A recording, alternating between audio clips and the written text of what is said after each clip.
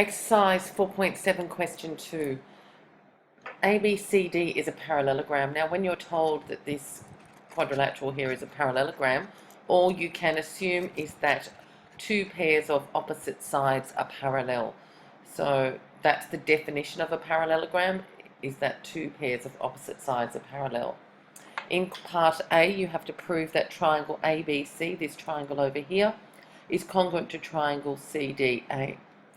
Okay, we've got parallel lines, so what we should do is look for things like alternate angles. So let's start looking for alternate angles. Here I've got a backward Z, so this angle in here is equal to that angle there. We've also got this set of parallel lines here, BC and AD, so we can look at alternate angles there.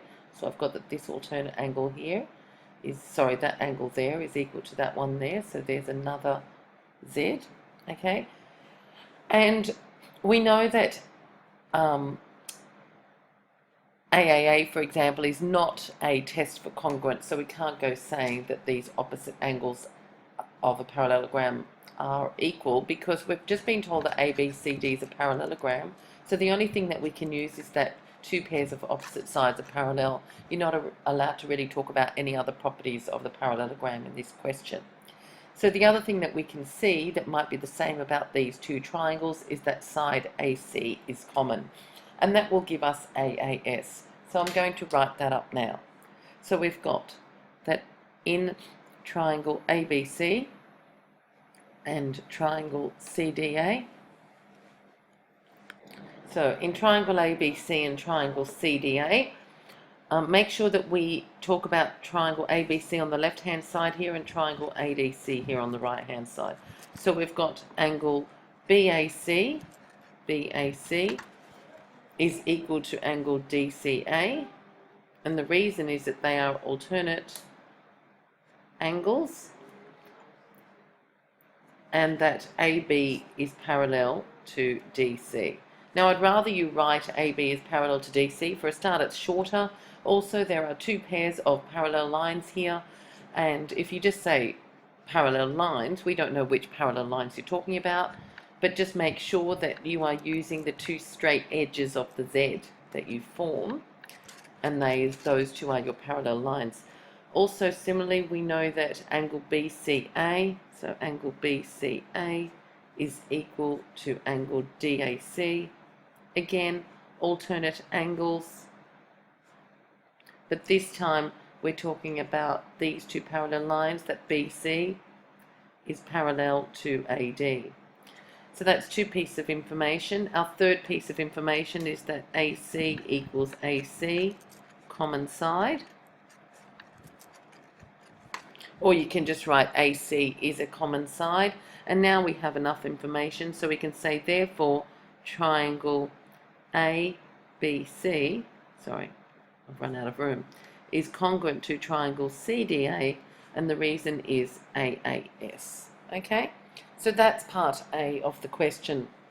In part B, we have to hence show that AB is equal to DC and that AD is equal to BC. Now that we've proven that these two triangles are congruent, we can see that side AB, if we describe it in terms of angles, it's from the arc to the blank angle, and side CD also is from the arc to the blank angle, so therefore they're matching or corresponding sides of congruent triangles. When we talk about corresponding sides of congruent triangles, we don't mean corresponding as in parallel lines. And similarly, we can see that BC or AD equals BC, going from the dot to the blank, dot to the blank. So AD equals BC, again, same reason, and I'll just write similarly, corresponding sides of congruent triangles. In part C, we've been asked to show that angle ABC is equal to angle ADC. We can see that angle ABC in this first triangle over here is opposite the, or it's the blank angle over here, and angle ADC is also the blank angle in this triangle. So they are matching sides or corresponding angles of congruent triangles. So angle ABC is equal to, so that's going from the arc to the blank to the dot, so it's equal to angle CDA. Reason, and I know they've written ADC, but it's exactly the same. I've just made the order, I've preserved order from arc blank dot to arc blank dot. So angle ABC equals angle CDA, matching or corresponding angles in congruent triangles. Now, in part D of the question, it says, what property of a parallelogram have you proven? Now, we've actually proven two properties there, so I'm just going to write them both down. So in part B, we've proven that opposite sides of a parallelogram are equal. And in part C, so in part C, we have just proven there that opposite angles of parallelogram are equal. Okay, and that's question 2. Okay, I'll just move that down. So we've just proven two different things there. Okay, but in part C, we've only proven that one pair of opposite angles are equal, but actually if we look down here, we've got dot angle, so dot arc and dot arc, so actually we have proven that both pairs of opposite angles of a parallelogram are equal, or just that opposite angles of a parallelogram are equal, because we've done these angles B and D in part C, but we can clearly see that A is made up of a dot arc, and so we see dot arc, and so they are equal angles as well. Okay, we'll now go on to another question. Okay, this is exercise 4.7, question 7. And the question is that ABCD is a quadrilateral in which the opposite angles are equal. And they've said to let angle A equal angle C, which is alpha, and angle B is equal to angle D, which equals beta. Now we can call this angle A because there is only one angle that is at this vertex A. So normally we'd call it angle DAB or angle BAD, but because there is definitely only one angle there at A, we can call it angle A, similarly with angles BCD as well. We've been asked to find the value of alpha plus beta. Now we know that these four angles here add up to 360 degrees because they form a quadrilateral. So we can say that angle A plus angle B plus angle C plus angle D equals 360 degrees. We need to write a reason for that, and that is angle sum of quadrilateral. And we can replace those with what they are. So alpha plus beta is 360. We can see that we've got 2 alpha plus 2 beta is 360. Taking out 2 as a common factor, 2 times alpha plus beta is 360. Therefore, the alpha plus beta bit will be 360 divided by 2, which is 180 degrees. So that's our answer there. So the value of alpha plus beta is 180 degrees. Now we have to show that AB is parallel to DC, so that these two lines are parallel, and that these two sides AD and BC are parallel.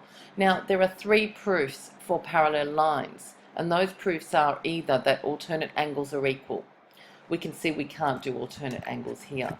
That corresponding angles are equal. We don't have extensions here on any of these sides to do corresponding angles. And the third reason is that co-interior angles are equal. Now if I do a C between this alpha and beta, I can see that this alpha and beta are co-interior, and that we know that alpha and beta add up to 180.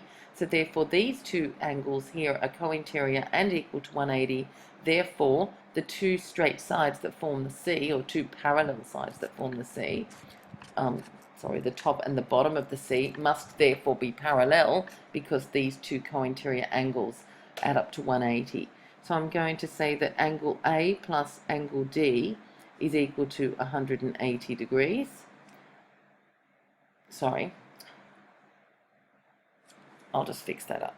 So I'll just add an extra bit in here. So angle A plus angle D is equal to alpha plus beta, which is equal to 180 degrees, okay? Then I'm going to say, well, angle A and angle D, so I could put, and angle A and D are co-interior angles. So I'm going to say, therefore, AB is parallel to DC, reason that the co-interior angles, angle A and angle D, are supplementary. In other words, they add up to 180 degrees. Okay? Now we're going to do the same thing as well and show that AD is parallel to BC. So, or we can do it down here as well. So if I do another C up here, or an upside down one, I can see I've got an alpha plus beta here as well. I'll just do those with the double arc now. So I've also got that angle A plus angle B is alpha plus beta, which is 180. And we know that angle A and angle B are co-interior angles. So therefore, AD is parallel to BC, reason that our co-interior angles, angle A and angle B, sorry, I've run out of room there, are also supplementary. Okay, and that is showing that AB is parallel to DC and AD is parallel to BC. So whenever you're asked to prove that lines are parallel, the only way you can do it is using one of the three proofs for parallel lines. That's either that alternate angles are equal, corresponding angles are equal, or co-interior angles are equal. 4.7, question 7.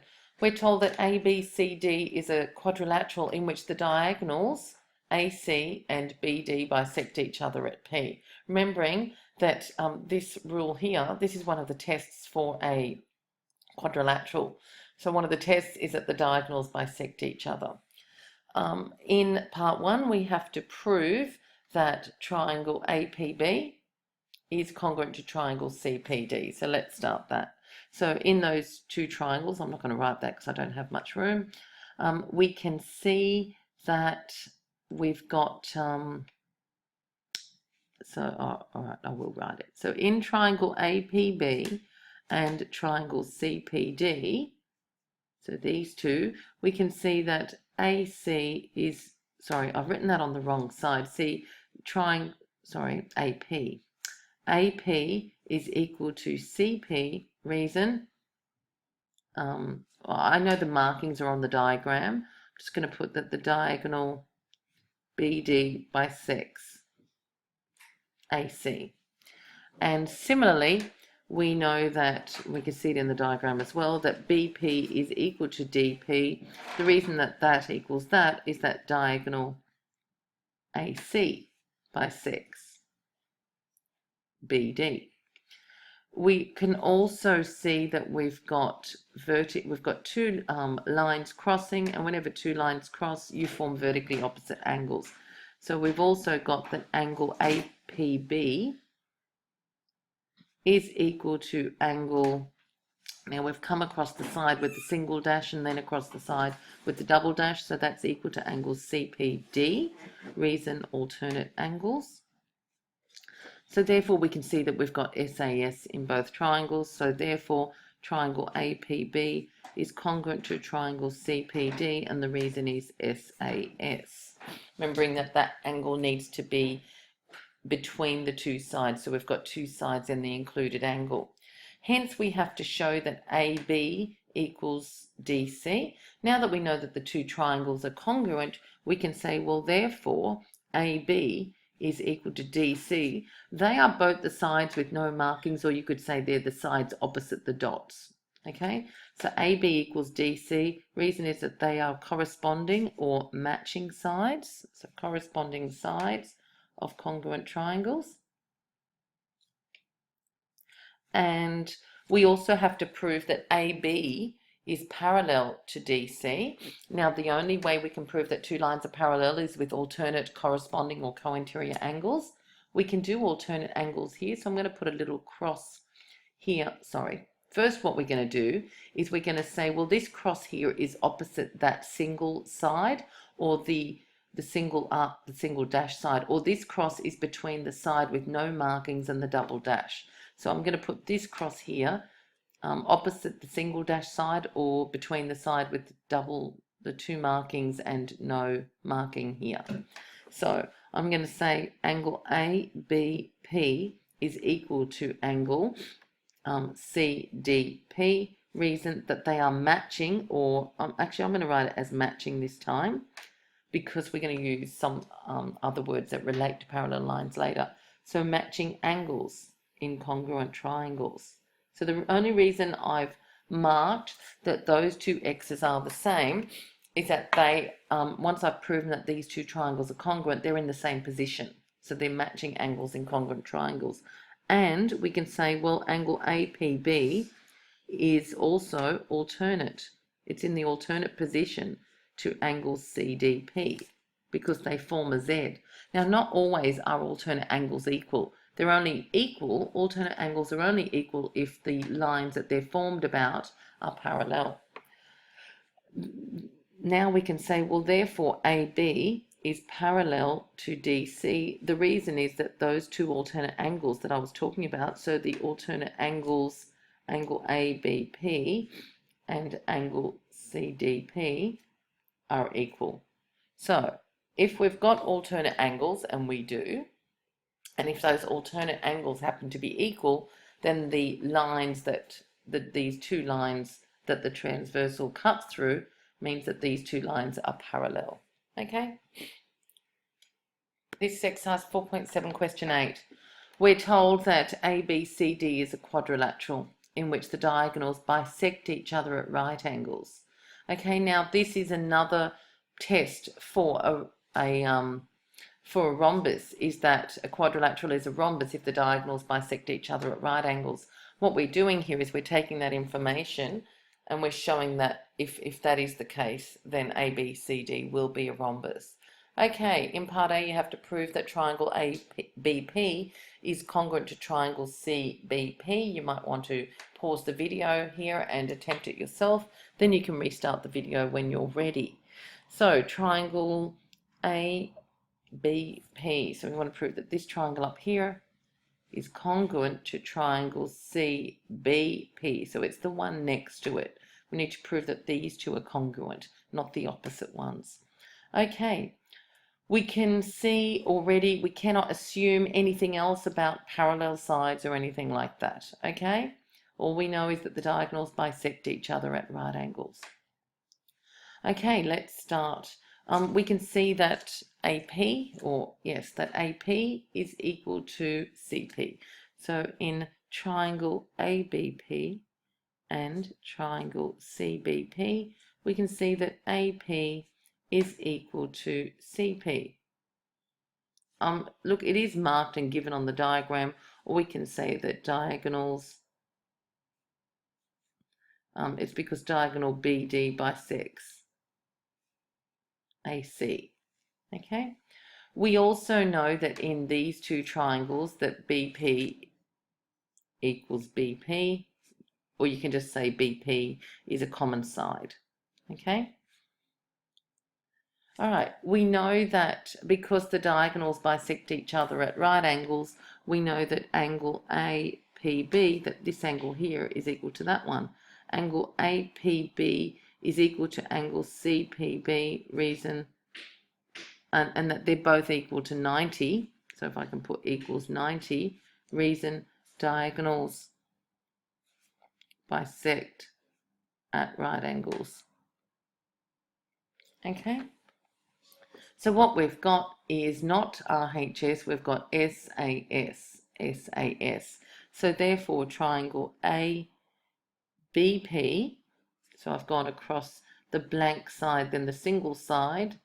So I need to go across the blank side, and the single side is congruent to triangle CBP, reason SAS. Okay, so that's the first part of the question. Hence, we have to prove that AB is equal to BC.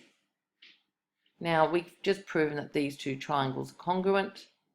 So therefore, AB is opposite the right angle, and so is BC. Or we can say that AB is the blank side, and so is BC. So therefore, AB is equal to BC. They are just corresponding or matching sides in congruent triangles.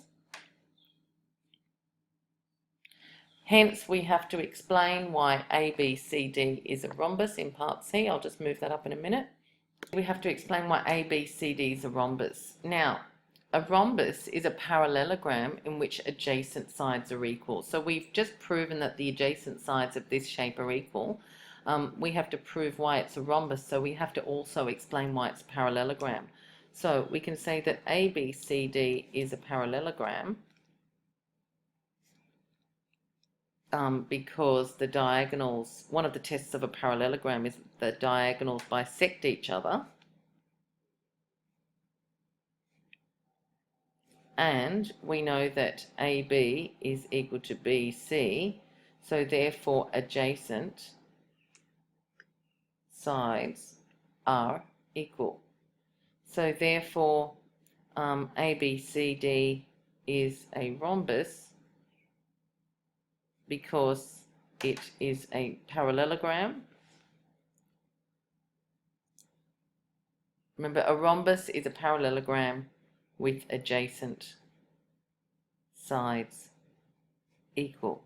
So what we've done here is we've looked for one of the tests of a parallelogram.